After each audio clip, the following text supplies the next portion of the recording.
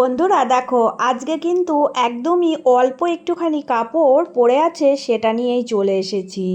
তো দেখা যাক আজকে এই অল্প একটুখানি কাপড় দিয়ে তোমাদেরকে কি শেখাতে পারি। আজকের কিন্তু এই ভিডিওটা মনোযোগ দিয়ে দেখো, তাহলে বুঝতে পারবে যে অল্প কাপড় পরে থাকলেও সেটা দিয়ে অনেক অনেক সুন্দর কাজের জিনিস বানানো যায়।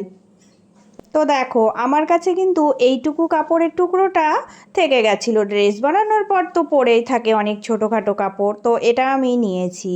এবার তোমাদেরকে মাপটা আমি দেখিয়ে দিচ্ছি। তো দেখো, এই দিকের এই মাপটা কিন্তু 12 ইঞ্চি আছে, আর একদিকে কিন্তু চওড়াটা 13 ইঞ্চি। মানে এই রকম মাপে আছে, আমি কোনো মাপ করে কিন্তু এটা কাটিনি।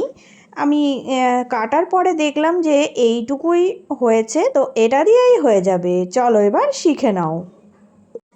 এবার দেখো, এখানে কিন্তু আমি এই টুকরোটা নিয়েছি। এবার এটা উল্টিয়ে ভাঁজ দেব। এইভাবে উল্টিয়ে ভাঁজ দিয়ে 1 ইঞ্চি মতো দেখো ছেড়ে রেখে চারিকোলটা সেলাই দেব।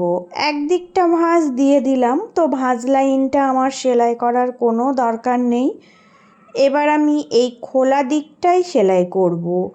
তো আমি 1 ইঞ্চি মতো ছেড়ে রেখে এই দিক থেকে এই নিচের এই সাইডটা অবধি পুরোটাই সেলাই করে জুড়ে নিচ্ছি।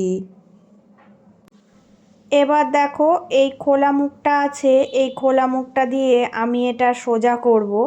তো আস্তে আস্তে টান দিলেই কিন্তু সোজা হয়ে যাবে।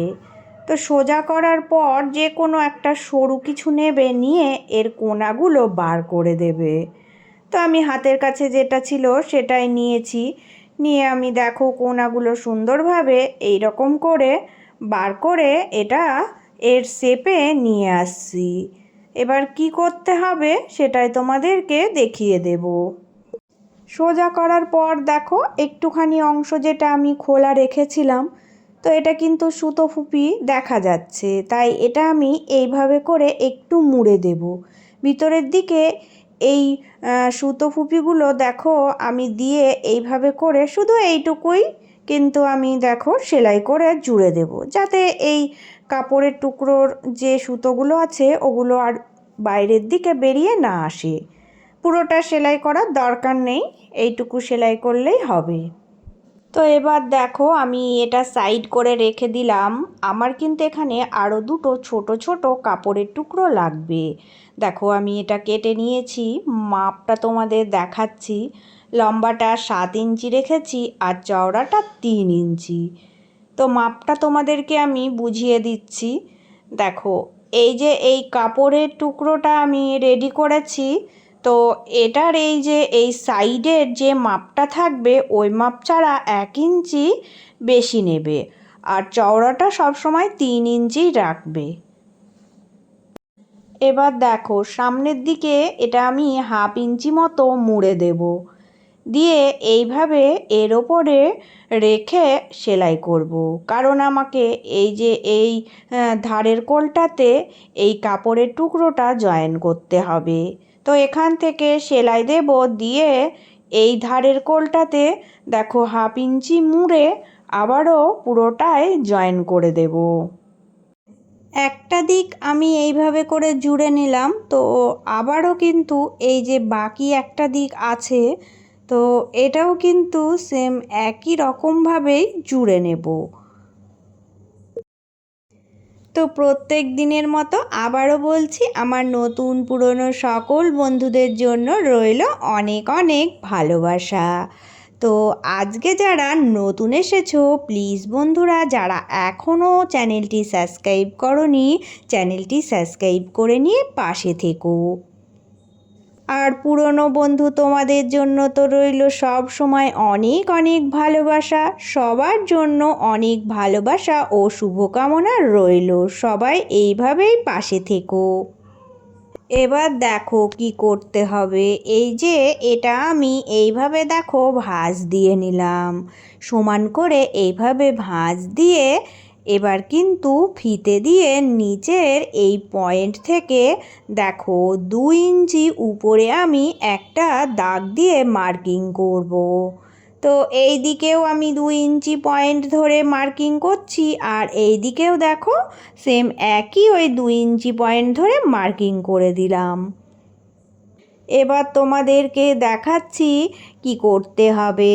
দেখো এই যে এই 2 ইঞ্চির মধ্যে যে সিটটুকু আছে, দেখো আমি কিন্তু এটা ভাঁজ দিয়ে এইভাবে রাখবো, রেখে আমি পিন আপ করবো। ভাঁজটা একটু ভালো করে লক্ষ্য করো কিভাবে দিলাম, শুধুমাত্র একটু ভিতরের দিকে মুড়ে এইভাবে করে পিন আপ করে আটকিয়ে দিলাম। তো এই দিকটাও সেম একই রকমভাবে ভাঁজ দিয়ে পিন আপ করে নিলাম। দুটো দিকই এইভাবে আমি পিন দিয়ে দেখো সুন্দর করে সেট আপ করে রাখলাম। এবার দেখো কি করতে হবে। এবার কিন্তু এই যে এই সাইড থেকে সেলাই দিতে হবে। তো এই যে উপরে যে আমি এক্সট্রার কাপড়ের টুকরোটা জয়েন করেছি, এটা কিন্তু আমি দেখো জুড়বো না, একদম এই ধারের কোল থেকে একদম পুরোটাই জুড়বো। উপরের সাইডটা আমার খোলা থেকেই যাবে, আর এই দিকটাও সেম একই রকমভাবে আমি জুড়ে দেব। তো দেখো বন্ধুরা কত সুন্দরভাবে দুটো সাইডই জুড়ে রেডি করে নিচ্ছি। এবার এটা সোজা করে নিচ্ছি। তো দেখো এইভাবে করে সোজা করে নেবে। তো সোজা করে নেওয়ার পর আরেকটা জিনিস আমার এখানে লাগবে। তোমরা এখানে যে কোনো একটা ফিতেও বানিয়ে নিতে পারো, কিন্তু আমার কাছে এই রকম সুতোগুলো আছে তাই আমি এটাই নেব। তো এটা আমি সেফটি পিনের সাহায্যে এর ভিতর দিয়ে পরিয়ে নেব। দেখো এটা আমি এইভাবে করে পরিয়ে নিয়ে ভিতরের এই সাইডটা দিয়েও দিয়ে দেব। দুটো দিকের দেখো একটা দিক আমি পুরোটাই দিয়ে শুধুমাত্র একটা সাইড খোলা রাখবো। এবার তোমাদেরকে আমি নিচের দিকটা দেখাচ্ছি। দেখো আমি যে ভাঁজটা দিয়েছিলাম, ওই ভাঁজটা দেওয়ার জন্য নিচের সাইডটা কতটা ফোল্ড এসেছে। দেখো একটা বক্সের মতো সুন্দর কিন্তু চারকোনা শেপ তৈরি হয়ে গেছে। এটা সমানে সেলাই দিলে কিন্তু এত সুন্দর হতো না, তাই একটু কিন্তু বুদ্ধি খাটিয়ে এই রকমভাবে সেলাইটা দিয়ে এটা করে নিয়েছি। কত সুন্দর একটা টকরি ব্যাগ হয়ে গেল। দেখো পুটলি যে ব্যাগগুলো হয় না, ওই রকম ব্যাগই কিন্তু এটা দেখতে লাগছে। তো এটা কত কাজে আসবে তোমাদেরকে দেখাচ্ছি। যখন আমরা কোথাও যাই তখন কিন্তু ব্যাগের ভিতরে আমরা কিন্তু কিছু মেকআপের জিনিস, নিজের সামান কিছু নিয়েই যাই। তো সেগুলো কিন্তু যদি আমরা কোনো প্লাস্টিকের ভিতরে না নিয়ে এই রকম ব্যাগের ভিতরে নিয়ে সুন্দরভাবে এইভাবে আটকিয়ে রেখে দিই, তাহলে কিন্তু এটা ব্যাগের ভিতরে সুন্দরভাবে গুছিয়ে থেকে যাবে। আমি তো আমার মেকআপের সামান যেগুলো ছড়িয়ে ছিটিয়ে থাকে সেগুলোকে রাখার জন্য এই ব্যাগটা বানিয়ে ফেললাম।